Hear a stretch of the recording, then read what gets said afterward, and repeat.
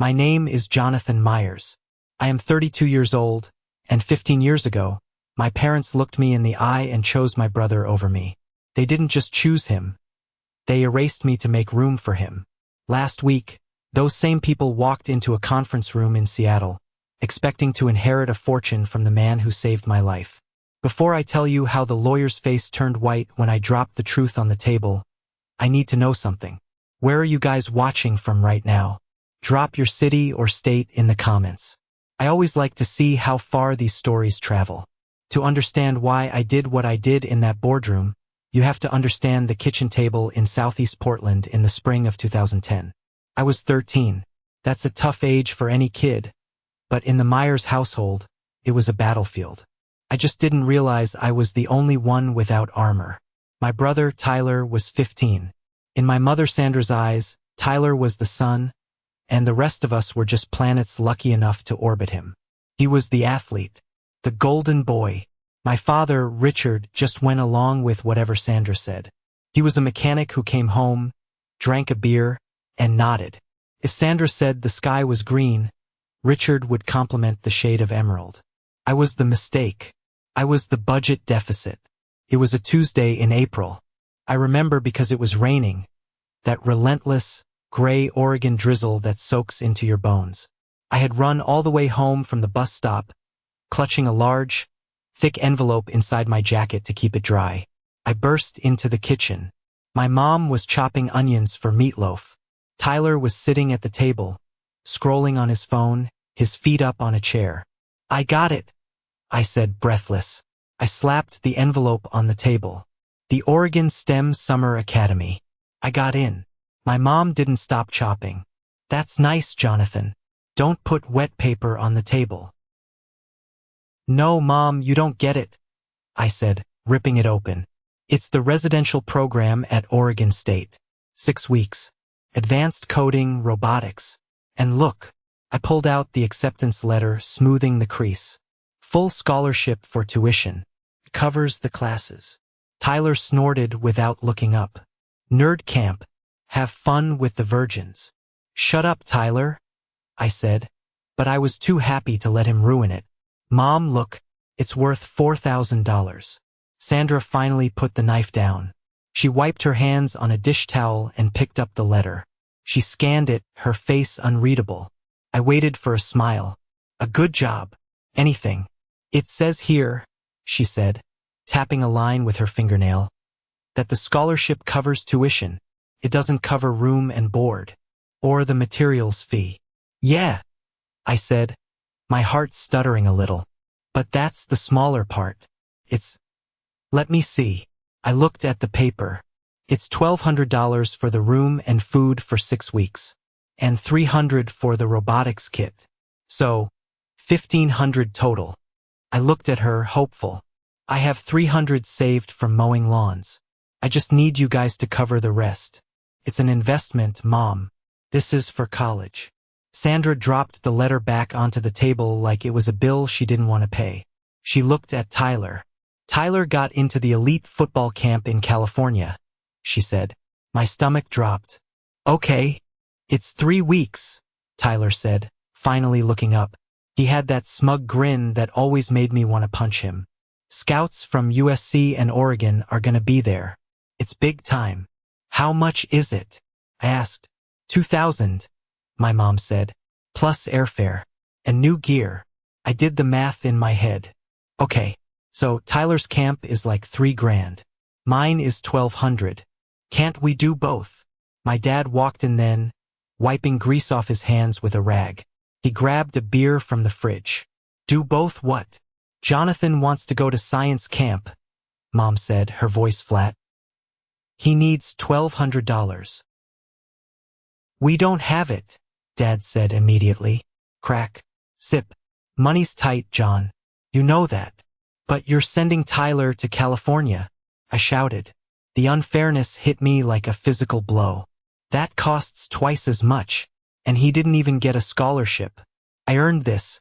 I beat out 2,000 other kids. Lower your voice, Mom snapped. Her eyes went cold. Tyler has a future in football. That scholarship is real money down the line. We have to prioritize. We can't afford to send both of you. So send me, pleaded. I actually got the award. Tyler just signed up. Watch your mouth. Tyler stood up, stepping toward me.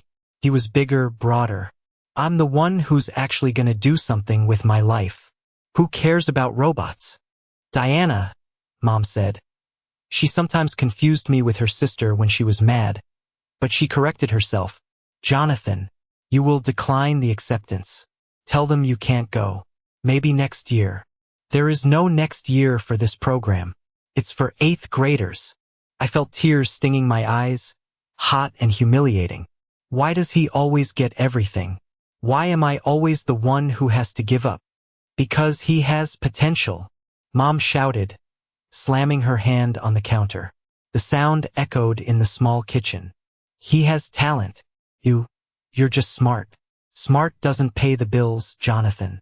Charisma does. Talent does. Now go wash up for dinner. I stared at them, the three of them, a unit, a triangle that didn't have room for a square. No, I said. The silence was instant. Even the refrigerator seemed to stop humming. Excuse me? Dad asked, lowering his beer. I said no. I'm not declining it.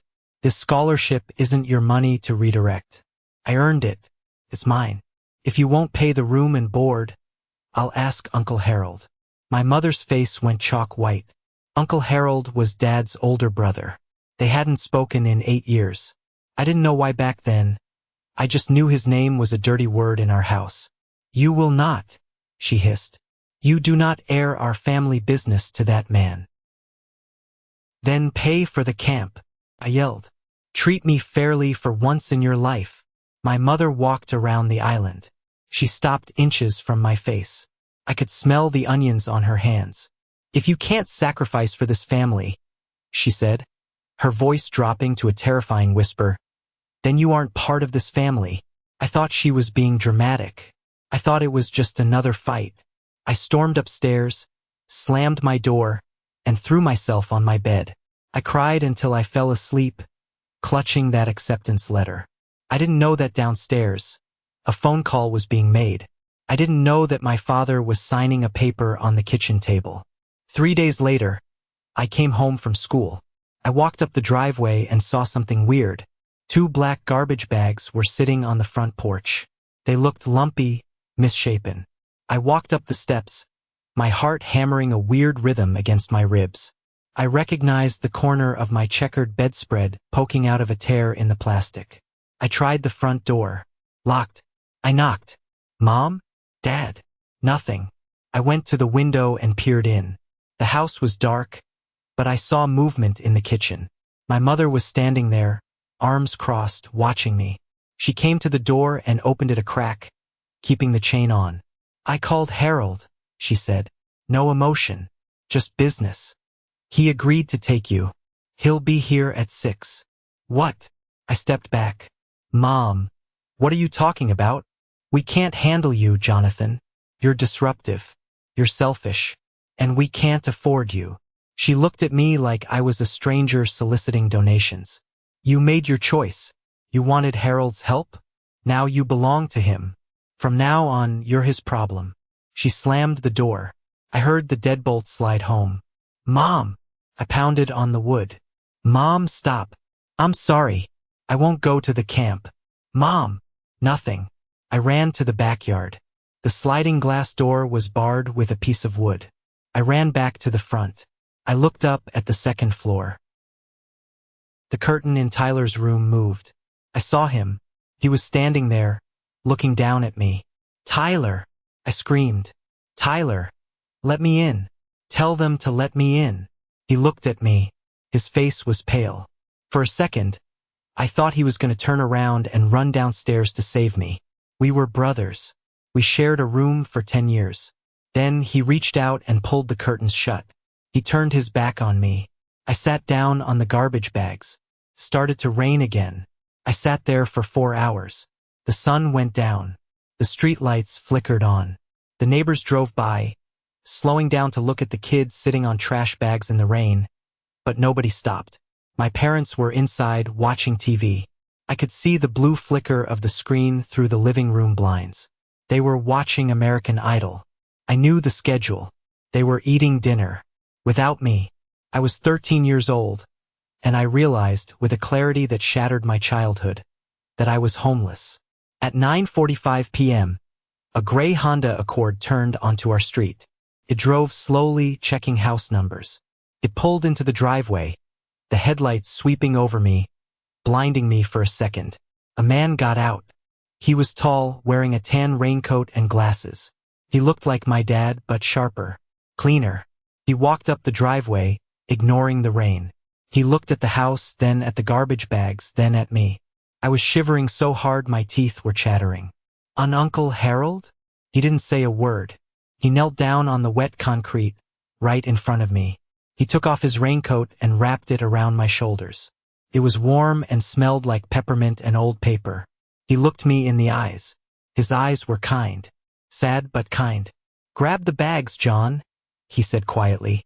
Did they really kick me out?" I asked, my voice cracking. Harold looked at the dark house. He looked at the door that remained shut. "Come on, son," he said. "Let's go home." He didn't mean that house. He meant his house. I got in the passenger seat of the Honda. As we backed out of the driveway, I looked at my childhood home one last time. The porch light never turned on. That was the night Jonathan Myers died, and something else was born.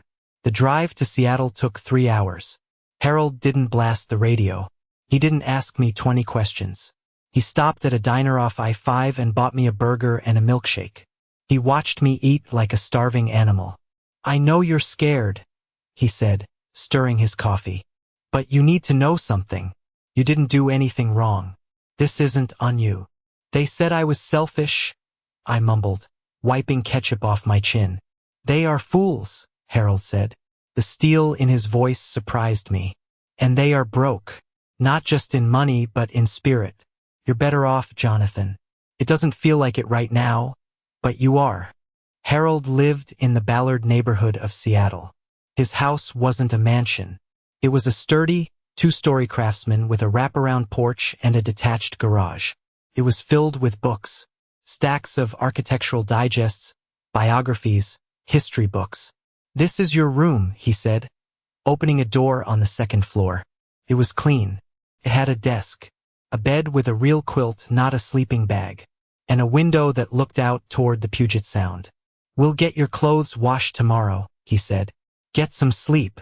I didn't think I could sleep, but the moment my head hit the pillow, I passed out. I felt safe. For the first time in years, I wasn't walking on eggshells. Over the next few weeks, I learned who my Uncle Harold really was. My dad had always called him Stuck-Up Harold or the Miser. The truth was, Harold was a genius. He had started with nothing, working double shifts at a lumber yard, saving every penny until he could buy a small duplex. He lived in one half, rented the other. Then he bought another, and another. By 2010, he owned Myers Property Holdings. He had 12 commercial properties and 3 apartment complexes across Seattle. He wasn't flashy. He drove that gray Honda Accord until the wheels practically fell off. He wore suits from Macy's, but he was worth millions. He didn't just give me a room, he gave me a life. He paid for the STEM camp. He drove me there himself. When I came back, he asked me about every project. He actually listened. "You have a mind for systems, John," he told me one night over a game of chess. "You see how things connect. That's a rare skill. Don't waste it." I didn't. I threw myself into school. I wanted to prove my parents wrong. I wanted to prove that the spare child was worth something. I graduated high school as valedictorian. My parents weren't there. Harold sat in the front row, beaming, holding a camcorder. I went to the University of Washington. I studied finance and accounting. I graduated summa cum laude. Harold was there. I got my CPA license. I worked at a Big Four accounting firm for 2 years, grueling hours, learning the guts of corporate finance. In 2021, Harold called me into his office. He was 68 then and slowing down. "I need a CFO, John," he said. I'm tired of dealing with outside consultants who don't care about the tenants. Come work with me. I quit my job the next day. I took over the financials of Myers Property Holdings. I modernized our systems, renegotiated our debt, and expanded our portfolio into the East Side market.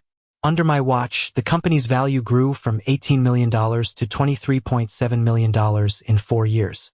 I was 26 years old, managing a multi-million-dollar portfolio.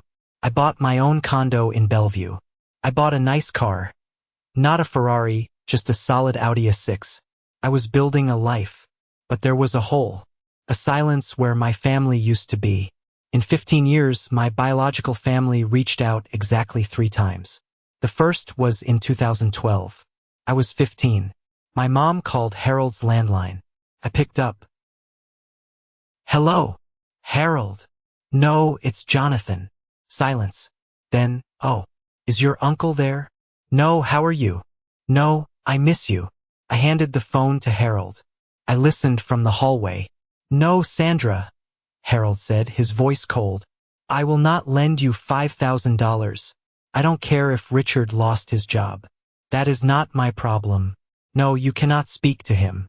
You lost that privilege. He hung up. He looked at me, his jaw tight. They wanted money for a new transmission for Tyler's truck. The second time was in 2016. I received a heavy cream envelope in the mail. A wedding invitation. Tyler Myers and Ashley Williams. There was no note. No personal message. Just a registry link for Williams-Sonoma. They wanted a $400 blender. I threw it in the trash. I didn't send a gift. I didn't go. The third time was in 2020. My mom sent an email to my work address. She must have found it on the company website. Subject: saw you in the paper. Jonathan saw the article about the new building project. You look well. We should catch up sometime. Your father isn't doing great with his back. Hope you're happy. Mom. Hope you're happy. It sounded like a dare. I deleted it. But there was something I didn't know. A secret legal maneuver that Harold had executed years ago. It started back in 2010, that first week I arrived. Harold had a lawyer come to the house. I had to sit in the living room while they discussed guardianship. Then, in 2012, when I turned 15, Harold took me to a courthouse. What are we doing here? I asked. Making sure you're safe, he said. Permanently. We went before a judge. There were papers. Lots of papers. The judge asked me if I agreed. I said yes, though I didn't fully grasp the magnitude of it at the time. I thought it was just about who signed my report cards. I didn't realize until much later that the document I signed that day was a shield. A shield against the vultures. Fast forward to the summer of 2024. Harold started getting short of breath. His ankles swelled. Congestive heart failure. The doctors gave him 6 months. I moved back into the house in Ballard to take care of him. I ran the company from his dining room table. We spent the nights talking. He told me stories about his childhood, about how my dad, Richard, had always been the charming one, the one who borrowed money and never paid it back. Richard has a hole in his pocket and a hole in his soul, Harold said, hooked up to his oxygen tank. He feels the world owes him. Don't ever let him make you feel like you owe him. I won't, I promised. One night in January 2025, Harold grabbed my hand. His grip was weak. John, he wheezed. When I go, they will come.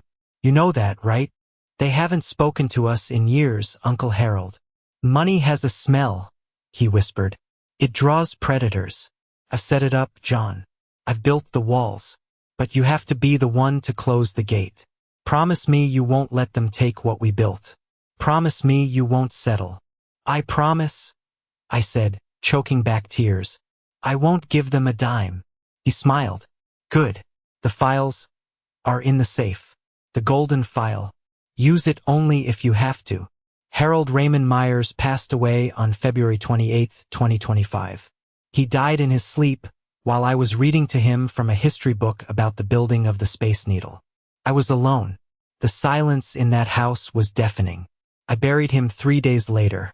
It was a small service. His staff came. His tenants came. The barista from the coffee shop he went to for 20 years came. My parents didn't come. Tyler didn't come. I thought maybe, just maybe, they would stay away forever. I was wrong. 1 week. That's how long it took. On March 7th, I was sitting in Harold's office, my office now, staring at a lease renewal for a warehouse in Soto. My phone buzzed. An unknown number from Portland, area code 503. I knew. My gut clenched. I answered. "This is Jonathan." Jonathan. The voice was unmistakable. It was raspy, a little higher pitched than I remembered, but it was her. "Sandra." "Hello, Sandra," I said. I kept my voice neutral, businesslike. "Sandra." She sounded offended. "Is that what you call your mother? You lost the title Mom when you put me on the curb," I said. "What do you want?" I heard about Harold," she said. Her tone shifted, becoming syrupy, fake sad. "I'm so sorry, Jonathan. I know you were close. We wanted to come to the funeral, but we didn't know when it was." "It was online," I said. "If you cared, you would have looked." "Well, things have been crazy here," she sighed. "Your father's back is terrible. And Tyler, well, the economy is tough. But we're family. We should be there for each other in times of grief." I waited. I knew the pivot was coming. "Anyway," she continued, "I assume there's going to be a reading of the will? As Harold's only living brother, your father wants to pay his respects and ensure everything is handled properly." "Everything is handled," I said. "You don't need to worry about it." "Actually," her voice hardened, the syrup dissolving instantly. "We do. We have a right to be there. We've hired representation, Jonathan, just to make sure everything is fair." "Representation?" I almost laughed. "You hired a lawyer?" "Mr. Victor Harrington," she said smugly. "He says that as immediate family we have claims, especially since Harold was unwell at the end. We're concerned about undue influence." My blood ran cold. Undue influence. That was the legal term for manipulating a sick person into changing their will. She was accusing me of taking advantage of the man who saved me. "Don't come to Seattle, Sandra," I said. "We'll see you on the 14th, she said. "We know the date." Mr. Harrington made some calls. She hung up. I sat there shaking. Not with fear, but with rage. They didn't care that he was dead. They only cared about what he left behind. I called Margaret Morrison immediately. Margaret was Harold's estate attorney, a sharp-witted woman in her 60s who had known me since I was a teenager. I went to her office in the Columbia Center an hour later. "They filed a caveat," Margaret said, sliding a document across her polished mahogany desk. "Victor Harrington. I know him. He's a pit bull. Not the smartest, but loud." "What are they claiming?" "That you isolated Harold," Margaret explained. "That you poisoned him against his brother. They're arguing that the estate should follow intestacy laws, meaning if the will is invalid, it goes to the next of kin, which would be Richard." "That's a lie," I said. "Harold hated them." "I know that. You know that," Margaret said calmly. "But proving it in court can take years. They know that too. They're fishing for a settlement, Jonathan. They want us to cut them a check for $500,000 just to make them go away." "No," I said. "It's the logical move," Margaret advised gently. "The estate is frozen while this is contested. It could cost you more in legal fees to fight them." "I don't care," I said. I stood up and walked to the window. Seattle lay spread out below me, gray and beautiful. Harold made me promise. He said not to give them a dime. If I settle, I'm admitting I did something wrong. I'm admitting I manipulated him. I turned back to her. "We fight. I want the will reading to proceed. I want them in the room." Margaret studied me over her glasses. A small smile touched her lips. "I was hoping you'd say that."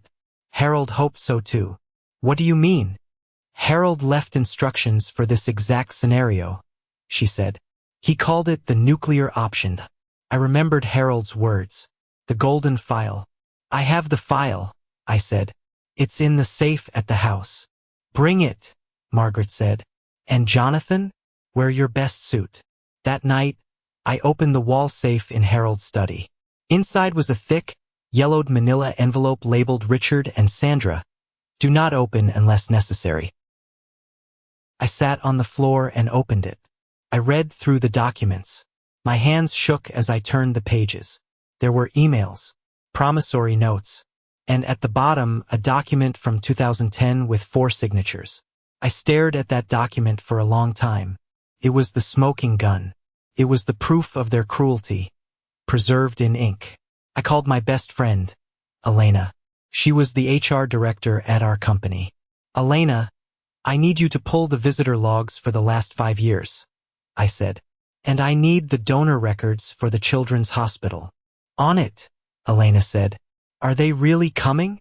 Yeah, I said, closing the file. They're coming for the money, but they're going to get something else. You okay, John? I will be, I said. After Friday. Friday, March 14th, 2025. The day of the reckoning. I woke up at 5 a.m. Couldn't sleep. I went for a run in the drizzle, pushing myself until my lungs burned. I needed to burn off the adrenaline. I showered and dressed. I put on a charcoal gray suit, tailored perfectly, a white crisp shirt, a black tie. I dressed like the CEO I was, not the scared kid on the porch. I drove to the office. I didn't take the Audi. I took Harold's old Honda Accord. Felt right. I arrived at Margaret's office at 1:30 p.m. The reading was scheduled for 2 o'clock. The conference room was impressive. Floor-to-ceiling windows. A long oval table that could seat 20. We have guests, Margaret said, nodding to the chairs lining the wall. Sitting there were 3 people I didn't expect to see in a legal battle. Dr. Patricia Wells from Seattle Children's Hospital, a representative from Habitat for Humanity, and a ranger from the Olympic National Park Foundation. Why are they here? I asked. Beneficiaries, Margaret said. Harold wanted witnesses. Neutral witnesses. Smart. Harold was always 3 steps ahead. At 1:55 p.m., the elevator chimed. I stood at the head of the table, my back to the window. I clasped my hands behind my back and waited. The doors slid open. Sandra led the way. She was wearing a black dress that looked brand new, with a string of pearls that were definitely fake. She walked with her chin up, scanning the room like she was inspecting a hotel room she planned to complain about. Richard followed. He looked old. His suit was tight around the middle. He walked with a shuffle. He wouldn't meet my eyes. Then Tyler, my brother, the golden boy. He didn't look golden anymore. He looked tired. He was wearing khakis and a blazer that didn't match. His hairline was receding. He looked like a guy who worked hard and drank hard to forget how hard he worked. And finally, Victor Harrington, the lawyer. He was a tall man with silver hair and a tan that came from a bottle. He carried a Mont Blanc briefcase and had the arrogant swagger of a man who bullied people for a living. They entered the room. The air instantly felt heavier. Sandra saw me. Her eyes narrowed, then widened into a fake smile. "Jonathan!" she exclaimed, opening her arms as if she expected a hug. "Oh, look at you. You look so corporate." I didn't move. I didn't smile. "Sandra." I nodded. "Richard." "Tyler." My use of their first names hit them like a slap. Richard flinched. "We're family, John," Tyler said, his voice rough. "You don't have to be a dick. Please take a seat," I said, gesturing to the chairs on the opposite side of the table. "We're about to begin." Victor Harrington slammed his briefcase onto the table. "My clients will sit where they please, and we expect this to be a full and transparent disclosure of assets." "Sit down, Victor," Margaret said from her seat at the head of the table. Her voice was like a whip. Victor blinked. He recognized her. "Margaret, I didn't know you were handling the estate." "There's a lot you don't know," Margaret said. "Please, sit." They sat. The tension was so thick you could choke on it. Sandra leaned over to Tyler and whispered loudly, "Just let them talk. We know what we're entitled to." I looked at Tyler. For a second, our eyes locked. I looked for the brother who used to play catch with me. I looked for the guy who defended me from bullies in 3rd grade. But all I saw was the guy who closed the curtains. Margaret opened the heavy binder in front of her. "This is the last will and testament of Harold Raymond Myers," she began. The game was on. The rain lashed against the glass of the 47th floor, creating a gray curtain around us. It was fitting. Inside, the air was sterile, smelling of coffee and expensive leather.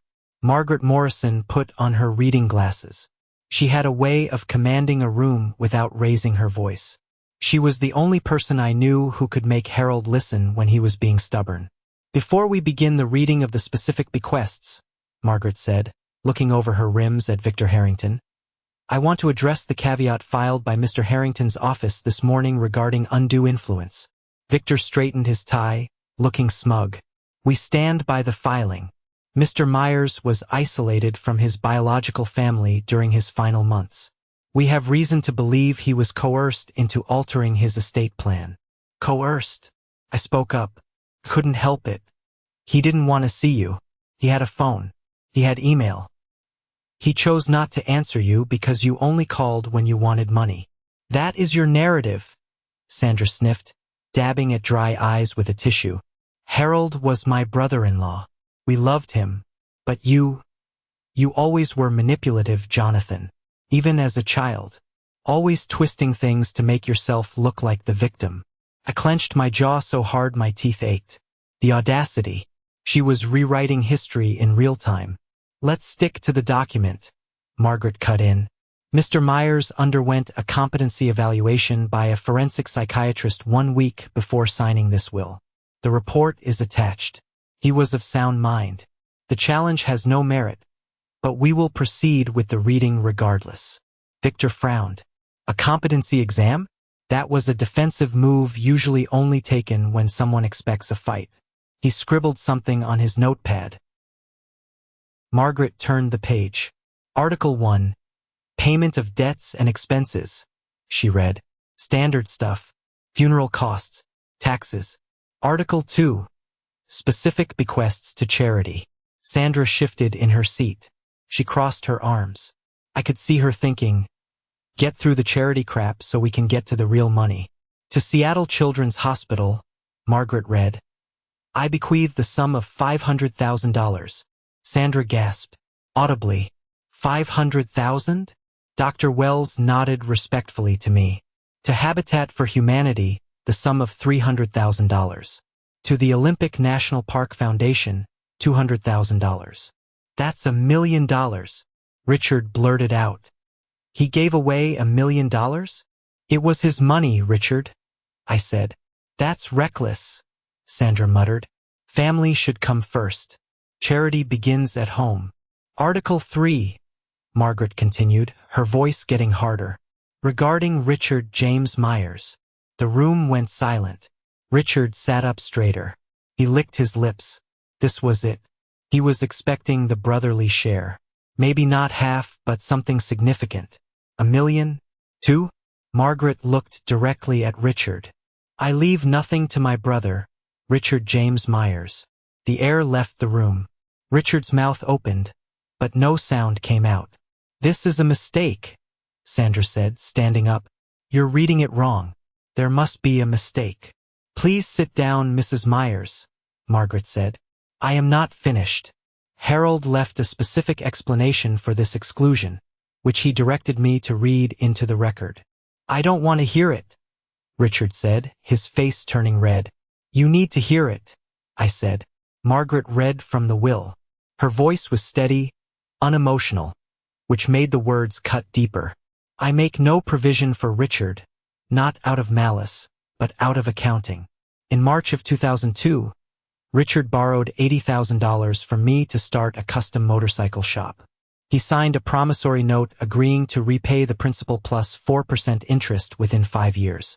The shop closed in 6 months. The money was never returned. No payments were ever made." Margaret paused. She pulled a yellowed piece of paper from the file.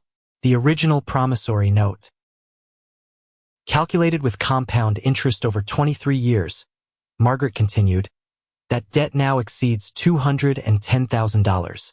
I consider this unpaid debt to be his inheritance. We are even. Richard sank back into his chair. He looked like he'd been punched in the gut. That was a business deal, he stammered. Family forgives business deals. Harold didn't, I said. This is outrageous. Victor Harrington stood up, channeling righteous indignation. You can't disinherit a sibling based on a 20-year-old bad loan. There are laws regarding intestacy and familial obligation. There are, Margaret agreed. But Richard is not the priority heir. Which brings us to Article 4. Wait, Tyler spoke up. His voice was quiet. Does he say anything about me? I looked at my brother. He wasn't angry like Sandra or shocked like Richard. He just looked resigned. Margaret softened slightly. He does not mention you by name in the bequest section, Tyler. I'm sorry. Tyler nodded. He looked down at his hands. Figured. But, Sandra interrupted, her eyes wild.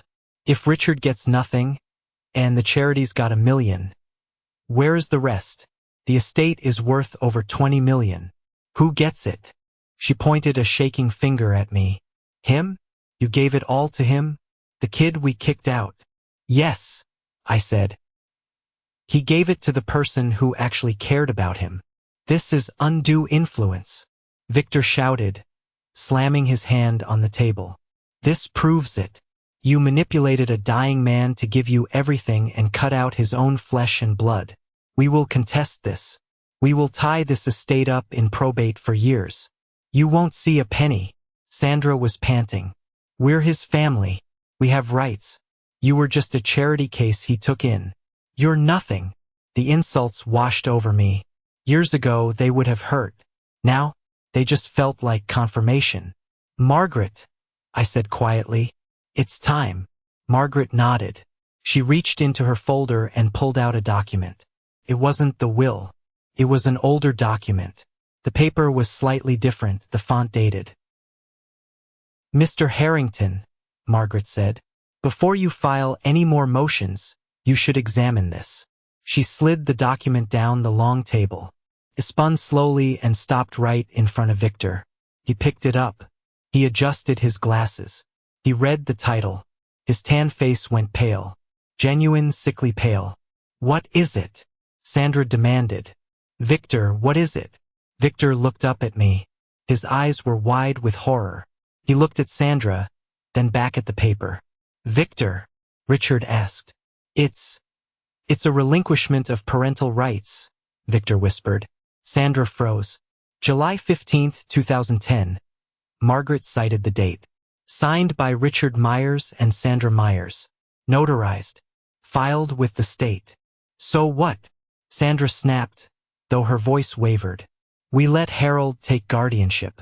We signed some papers so he could enroll him in school. That doesn't mean we aren't his parents. Actually, I said, standing up, that is exactly what it means. The silence in the room was absolute. Even the rain seemed to stop hammering against the glass. I walked around the table slowly. I wanted them to see me. Not the boy on the porch, but the man who held the cards. You didn't just sign guardianship papers, Sandra, I said. You signed a voluntary termination of parental rights. You were so eager to get rid of me, so eager to wash your hands of the burden, that you gave up everything. You legally declared that you were no longer my mother. I didn't know that's what it meant, she stammered. It was just paperwork. You knew, I said. Harold told me. You asked him if this meant you wouldn't be liable for my college tuition. That was your specific question. And when he said yes, you signed the pen so hard you almost tore the paper. I looked at Victor. Mr. Harrington, explain to your clients what that document does to their claim of familial relationship. Victor swallowed hard. He loosened his tie. It severs the legal bond. Under the law, Jonathan is strangers to you. Strangers, Richard whispered. But wait, Victor tried to rally, though he looked weak. Even if they aren't his parents legally, Harold is still his uncle. And Richard is still Harold's brother. If the will is thrown out for undue influence, Richard is still the next of kin. That brings us to the second document, Margaret said. She pulled out a certified court order with a gold seal. Article 7 of the will, Margaret read. I leave the entirety of my estate, including Myers' property holdings, all liquid assets, and personal property, to my son, Jonathan Marie Myers. Son. Tyler looked up. He calls you his son? Not just affectionately, Margaret said. She held up the gold-sealed document. On September 12, 2012, Harold Myers formally adopted Jonathan. It was an adult adoption, consented to by Jonathan, who was then 16 and legally emancipated from his biological parents due to the relinquishment. She placed the adoption decree on the table. Jonathan is not Harold's nephew, Margaret stated clearly. Legally, he is Harold's son, his only child, his sole heir. I watched the realization hit them like a physical wave.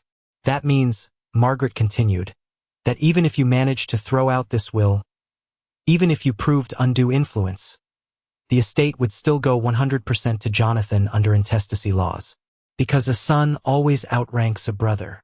You got adopted? Tyler asked.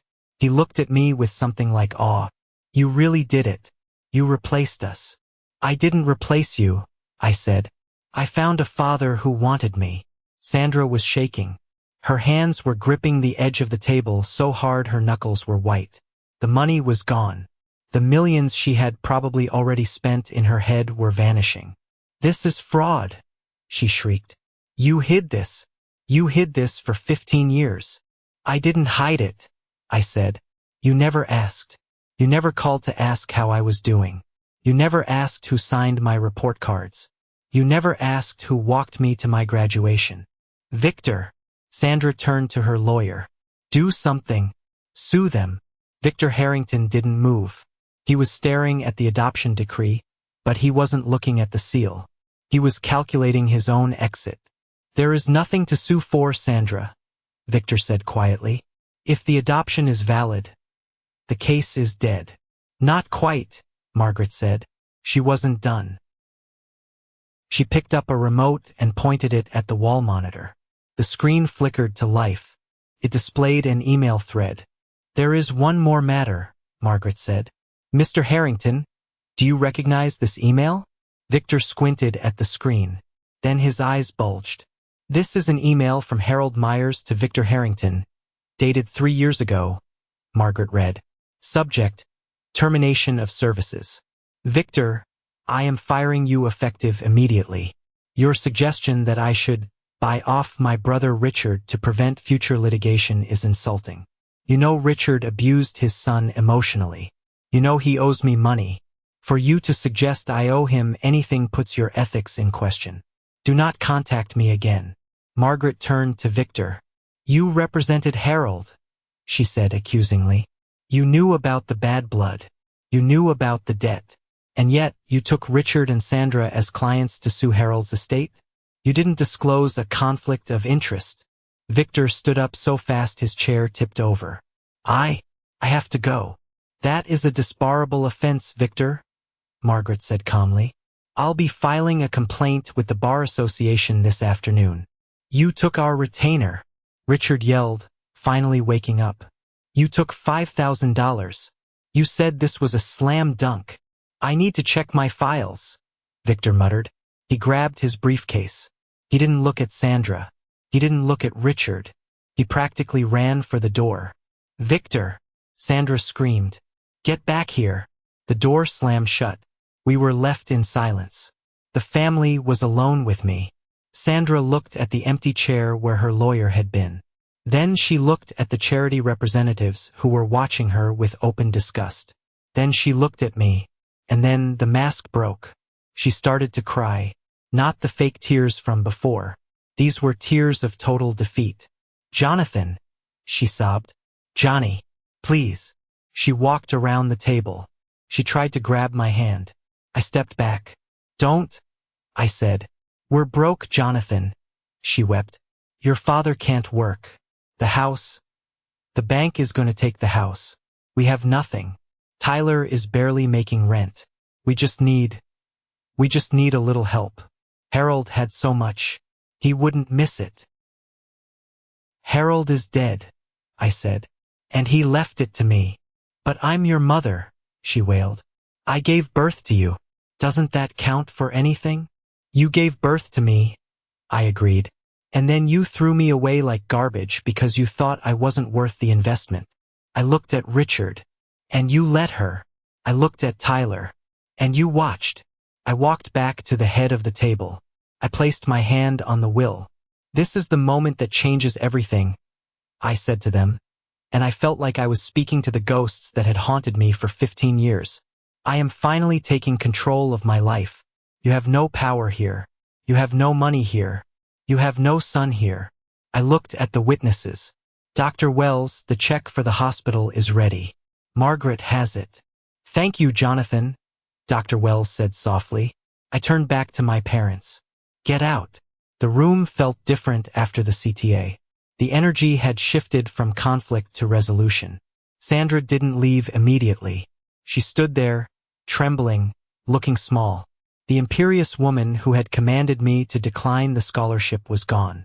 In her place was an aging woman in a cheap dress and fake pearls. Realizing her retirement plan had just evaporated. Jonathan, Richard spoke up. His voice was hoarse. The house. If we lose the house, where will we go? I don't know, Richard, I said. Maybe you can stay with Tyler. I looked at Tyler. He was staring at the floor, his face red. I can't take them, Tyler mumbled. Me and Ashley, we're in a one-bedroom apartment. We're separated right now. So the golden boy's life hadn't turned out so golden after all. Football hadn't panned out. The charisma hadn't paid the bills. That sounds like a family problem, I said. And as you established in 2010, I'm not family. How can you be so cruel? Sandra whispered. We made a mistake. We were stressed. We were broke. We were trying to do what was best for Tyler. And look how that turned out, I said, gesturing to my brother who couldn't even look me in the eye. You bet on the wrong horse, Sandra. And you shot the other one. You don't get to come back to the racetrack now and ask for a refund. I turned to Margaret. Are we done? We are done, Margaret said, closing the binder with a satisfying snap. The will has been read. The assets are transferred. Security will escort you out. 2 uniformed security guards appeared at the door. I hadn't seen them before, but Margaret was thorough. Please, Sandra tried one last time, reaching for my sleeve. Johnny, I love you. I always loved you. I looked at her hand on my suit. Then I looked into her eyes. No, you didn't, I said simply. You loved the idea of a successful family, and I didn't fit the picture. Now I do, and you don't. I pulled my arm away. Goodbye, Sandra. She sobbed, a loud, ugly sound. Richard took her arm. For the first time, he showed a spark of dignity. Come on, Sandy, he said quietly. Let's go. He's gone. They walked out. Richard shuffling, Sandra weeping, Tyler trailing behind like a lost shadow. Tyler paused at the door. He looked back at me. He opened his mouth to say something, then closed it. He shook his head and walked out.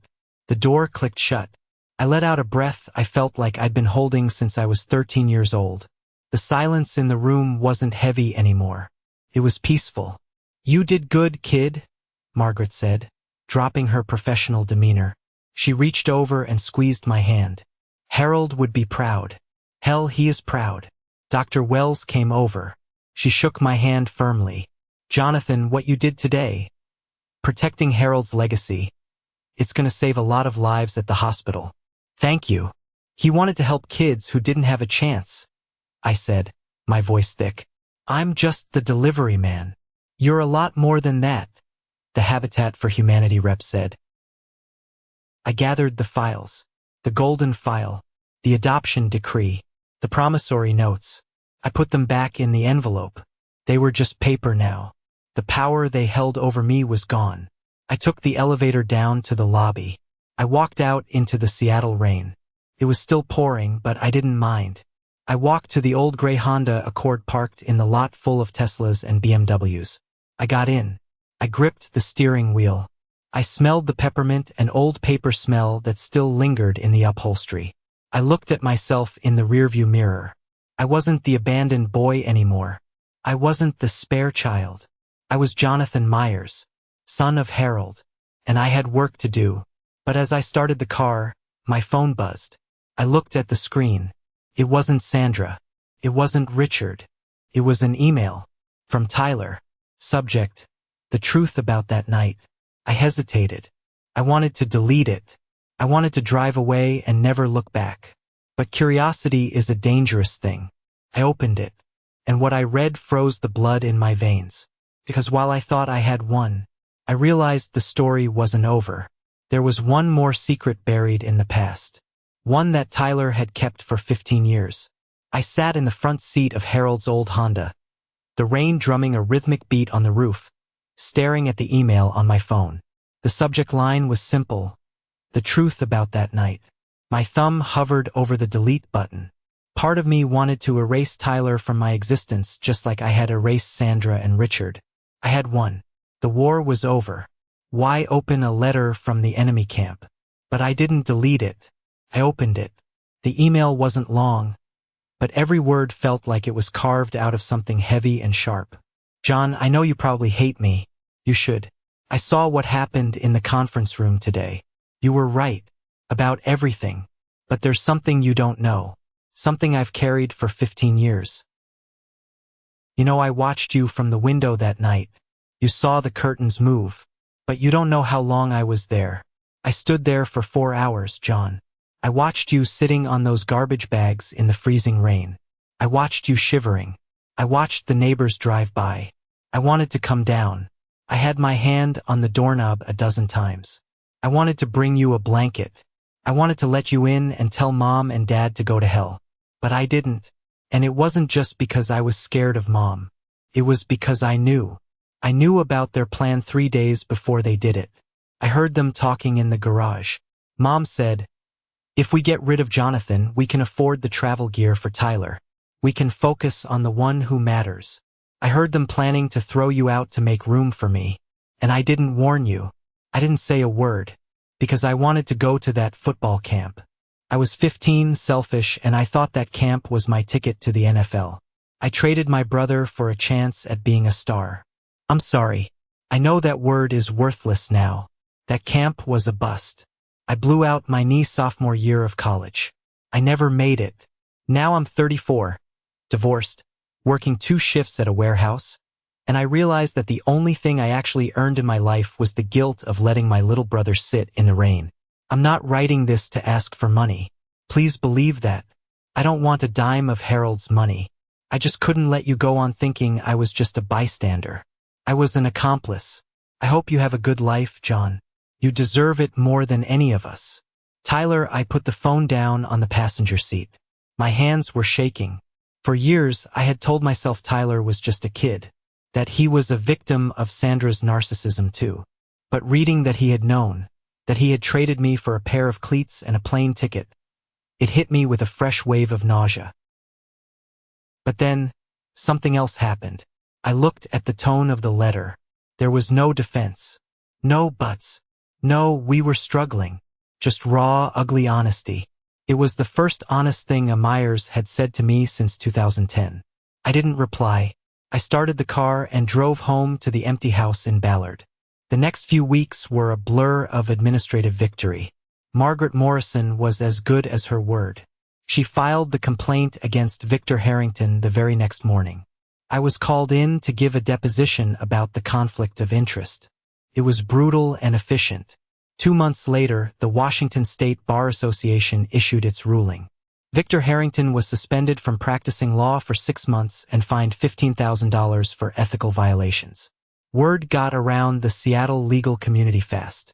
His firm lost 3 major corporate clients within the week. He was done. As for Sandra, she tried one more time. About 3 weeks after the will reading, an email popped up in my inbox. "My dearest Jonathan, I've been doing a lot of praying. I know tensions were high. I just want you to know that I forgive you for what you said. A mother's love is unconditional. We are struggling to keep the lights on here. If you could find it in your heart to help us with just a small loan, we could put this ugliness behind us. We are family. I forgive you." The audacity was breathtaking. She forgave me for defending myself against her lawsuit? I didn't feel anger this time. I felt nothing. It was like reading spam mail from a Nigerian prince. I dragged it to the trash folder and emptied it. Blocked. But Tyler's letter stayed in my inbox. Unread, but not deleted. I brought it up with Dr. Hayes, my therapist. I've been seeing her since I was 25, trying to untangle the mess of abandonment issues I carried around. "Why haven't you deleted it?" Dr. Hayes asked, adjusting her glasses. "Because he didn't ask for money," I said. "That's the only reason. Everyone else asked for something. Tyler just confessed." "And how does that make you feel?" "Validated," I admitted. "And sad. He sounds broken." "You aren't responsible for fixing him, Jonathan," she reminded me. "He is an adult who made his choices." "I know," I said. "But Harold taught me that family is a choice. Tyler made a bad choice when he was 15. But he's the only one who seems to realize it was a bad choice." I took a month. I focused on the business. We closed the deal on the Soto warehouse. I set up the scholarship fund. Then, on a Tuesday night, I poured myself a glass of whiskey, sat down at my laptop, and wrote back. "Tyler, I read your email. Took guts to admit that. You were a coward then, and you were selfish. I can't forget that. But I also know what it's like to live in that house. I know the pressure Mom put on you to be the star. I know what it's like to be a pawn in her game. I'm not ready to be brothers. I don't know if I ever will be. But I am willing to talk. One time. Conditions 1. We do not discuss Mom or Dad. I don't want to know how their backs are. I don't want to know about their mortgage. 2. We never discuss the inheritance. Not a penny. 3. If I feel like you're fishing for a loan, I hang up and block you forever. If you agree, I'm free Saturday at 2 p.m. John, he replied 4 minutes later. Agreed. That Saturday, I sat in my home office. I had set up my laptop on a stack of books. My heart was hammering harder than it had in the boardroom. This wasn't business. This was blood. At 2 p.m. sharp, the Skype notification chimed. I clicked answer. Tyler's face filled the screen. The connection was a little grainy. He was sitting in what looked like a small, dim kitchen. I could see cheap laminate cabinets behind him and a pile of laundry on a chair.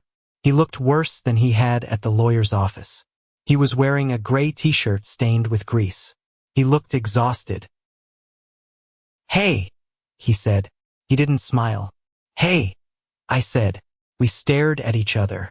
Two men who shared a face, shared a history, but were strangers. "Thanks for doing this," he said, rubbing the back of his neck. "I didn't think you would." "I almost didn't," I said. "So, you're working at a warehouse?" "Yeah," he said. "Amazon Fulfillment Center. Night shift. Pays the bills. Barely. Alimony is a killer." "You and Ashley?" "Done," he said. "She left when the NFL dream died. Took the kids. I get them every other weekend. I'm staying in a studio apartment right now. It's not much." He turned the laptop slightly. I saw a mattress on the floor in the corner. A TV on a milk crate. It was a far cry from the golden boy future my mother had promised him. "I'm sorry, Ty," I said, and I meant it. "Don't be," he said with a bitter laugh. "I deserved it. I bought into Mom's hype. I thought I was too good to work. By the time I realized I wasn't special, I was 25 with a bad knee and no degree." He looked at me directly. "You know, when you left, the house died. Dad started drinking more. Mom just focused on me. It was suffocating. Every time I failed a test or dropped a pass, she would scream that they sacrificed you for me, so I better make it worth it." I winced. "That's heavy." "It's not an excuse," he said quickly. "I still should have come down those stairs. I think about that every time it rains." Just then, a small voice piped up from behind him. "Daddy? Can I have juice?" A little girl, maybe 5 years old, wandered into the frame. She had messy blonde hair and was holding a plastic cup. Tyler's face softened instantly. The hardness vanished. "Hey, princess," he said, picking her up and setting her on his lap. Say hi to your Uncle John." The girl looked at the screen shyly. "Hi." My breath caught in my throat. "Uncle John." "Hi there," I managed to say. "What's your name?" "Lily," she whispered. "This is Lily," Tyler said, smoothing her hair. "And Jaden is in the bathroom. They're my world, John. I'm just trying not to mess them up the way Mom and Dad messed us up." "She looks like you," I said. "Poor kid," Tyler joked weakly. We talked for another 20 minutes.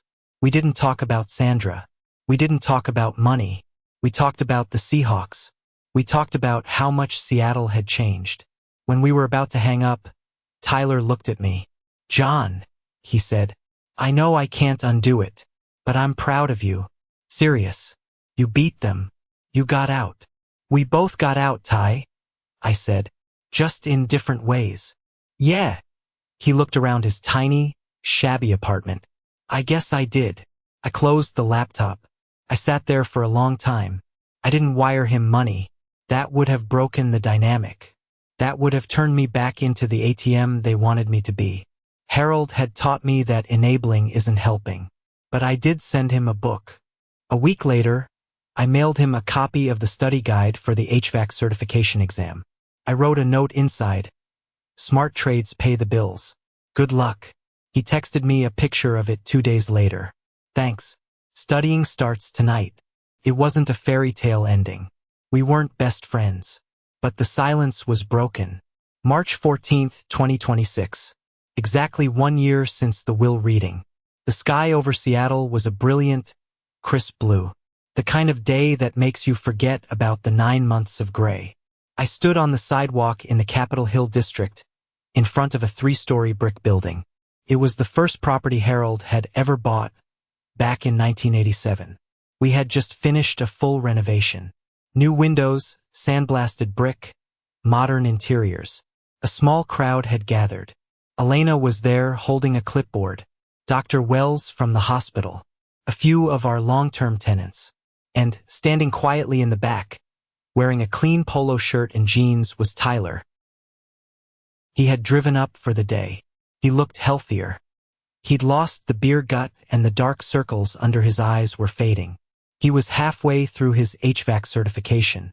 He was doing it on his own. I stepped up to the microphone. I adjusted my tie. Not black this time, but a deep blue. "Thank you all for coming," I said. My voice echoed slightly off the brick. "Most of you knew Harold Myers as a landlord, a businessman, the guy who drove that beat-up Honda." A ripple of laughter went through the crowd. "But to me," I continued, "he was the man who opened a door when everyone else had locked theirs. He was the man who taught me that value isn't something you inherit. It's something you build." I turned to the entrance of the building. "I am proud to rededicate this building today as the Harold R. Myers Center for Youth." Elena pulled the cord, and the velvet cloth fell away to reveal a bronze plaque mounted by the door. The Harold R. Myers Building, dedicated to the belief that every child deserves a home. Home of the Myers STEM Scholarship Foundation. We weren't just renting apartments anymore. I had converted the ground floor into the headquarters for the new foundation. We had already awarded 5 full-ride scholarships to kids like me, kids from broken homes, kids who had the brains but not the budget. One of the recipients, a 14-year-old girl named Sarah, was standing in the front row. She was clutching a robotics kit like it was gold bullion. I saw myself in her. The hunger, the fear, the hope. After the ceremony, people mingled. I walked over to Tyler. "Nice plaque," he said. "Thanks for coming," I said. "Wouldn't miss it," he said. He hesitated, then reached into his pocket. I brought you something. It's not much. I made it in shop class. Part of the training." He handed me a small metal object. It was a keychain welded together from scrap copper pipes. It was rough, uneven, but polished to a shine. "It's abstract," he grinned sheepishly. "I love it." I said. And I did. I clipped my car keys onto it immediately. How are the kids? Good. Lily starts kindergarten next week. Jaden is playing soccer. He paused. Mom called me last week. I stiffened. Yeah. She wanted to know if I had your number yet. She heard about the scholarship fund. She thinks maybe she could apply for a hardship grant. I let out a short, cynical laugh. What did you tell her? Tyler looked me in the eye. I told her I didn't have your number, and I told her to stop calling me at work. I smiled. A real, genuine smile. Good man, I said. She's never going to change, John, Tyler said. I see that now. Dad is just Dad. They live in their own world. But we don't have to live there with them. No, I said. We don't. We shook hands. It was a firm grip. I watched him walk away to his truck. An old Ford, but clean. He was rebuilding his life, brick by brick, just like Harold had built his, just like I was building mine. I looked up at the building. I looked at the plaque. I looked at the sky. For the first time in my life, I didn't feel the phantom weight of the garbage bags in my hands. I didn't feel the cold rain of the porch. I felt warm. If you take anything away from my story, let it be this: your worth is not conditional. I spent the first 13 years of my life believing that if I was just smarter, quieter, or less expensive, my parents would love me. I thought their rejection was my failure. It wasn't. There is a psychological concept called conditional self-worth. It's the trap of believing you only matter if you meet someone else's impossible standards. My parents put me in that trap, and they tried to keep me there even after I escaped. But Harold taught me the antidote: boundaries. Forgiveness doesn't mean letting toxic people back into your life to hurt you again. Forgiveness is something you do for yourself, to cut the anchor so you can sail away. Reconciliation is a choice, not an obligation. I chose to open the door a crack for Tyler because he took ownership of his actions. I chose to keep the door bolted shut for Sandra and Richard because they only wanted to rob the house. You have the right to choose your family. You have the right to define your own value. And you have the right to say no, even to the people who gave you life. This has been the hardest story I've ever had to tell, but reading your comments has made me feel less alone. I want to know what you think. Do you believe I was right to give Tyler a second chance while cutting off my parents? Or should I have walked away from all of them? Drop a comment below with your thoughts. And if this story resonated with you, if you've ever had to build your own family from scratch, please type "good" in the comments. It's a small word, but it tells me that we're on this wavelength together. Thank you for listening. Take care of yourselves, and remember, the only person you need to prove anything to is the one in the mirror.